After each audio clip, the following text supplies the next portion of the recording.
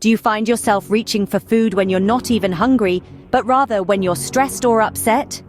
This is a scenario that's all too familiar for many. This form of self-soothing is known as emotional eating, a common issue that a significant number of people grapple with. Emotional eating isn't about physical hunger. It's an attempt to manage our emotions, particularly the uncomfortable ones like stress, anxiety, or even boredom. It's like putting a band-aid over a wound that needs stitches. Sure, it might provide temporary relief, but it doesn't solve the underlying issue. In fact, it often adds to it, as the guilt and regret set in post-binge. We turn to food for comfort, for a distraction, for a way to momentarily escape our troubles. But it's vital to remember that food is not the enemy here.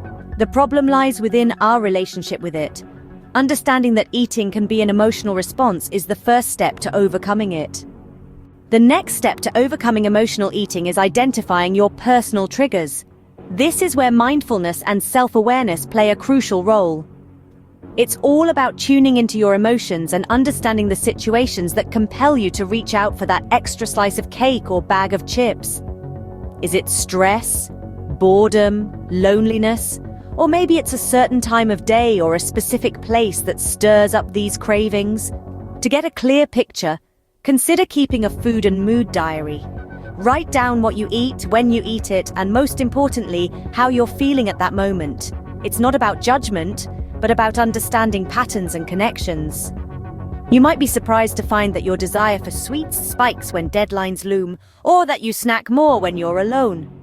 Once you identify your triggers, you can begin to take control of your emotional eating.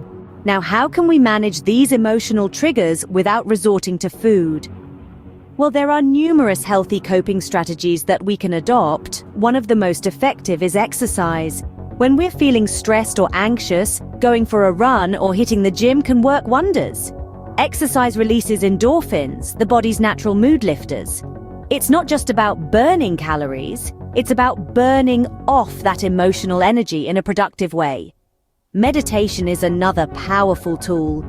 By focusing on our breath or a mantra, we can clear our minds of the clutter that often triggers emotional eating. Even just a few minutes a day of mindful meditation can make a significant difference. But what if you're not into exercise or meditation? That's perfectly okay. Remember, the key here is to find strategies that work for you. Maybe you find solace in painting or playing a musical instrument, or perhaps talking to a friend helps you manage your emotions. There's no one-size-fits-all solution. And let's not forget the simple act of self-care. Taking time for yourself, whether that's reading a book, taking a hot bath, or just sitting in a quiet space, can help you manage your emotional triggers. Remember, these methods are not a quick fix but a journey to a healthier you. They require practice, patience, and persistence. Finding healthy ways to deal with your emotions is key to breaking the cycle of emotional eating. But what if you're struggling to manage emotional eating on your own? If you find yourself in this predicament, don't fret. Professional help is always an option. Therapists can provide you with the tools to manage your emotions in healthier ways.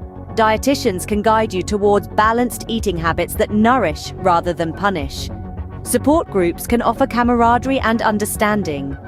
Remember, it's completely okay to ask for help, and there are many resources available to you. So, to overcome emotional eating, it's crucial to understand and manage your emotional triggers. This journey begins with recognizing the struggle with emotional eating. It's important to acknowledge that this is a real issue, and it's okay to ask for help. We should also identify our triggers, those specific events, situations, or emotions that drive us to seek comfort in food. These triggers can be as diverse as our emotions themselves, but identifying them is a significant step in the right direction. Next, we've talked about finding healthy coping strategies. This can be anything from physical exercise to mindfulness meditation, or even just a good chat with a friend. The goal is to find alternative ways to deal with our emotions that do not involve food. And lastly, don't hesitate to seek professional help if needed. Therapists and dietitians are trained to provide tools and techniques to manage emotional eating. Remember, overcoming emotional eating is a journey, not a destination. Be patient with yourself and take one step at a time.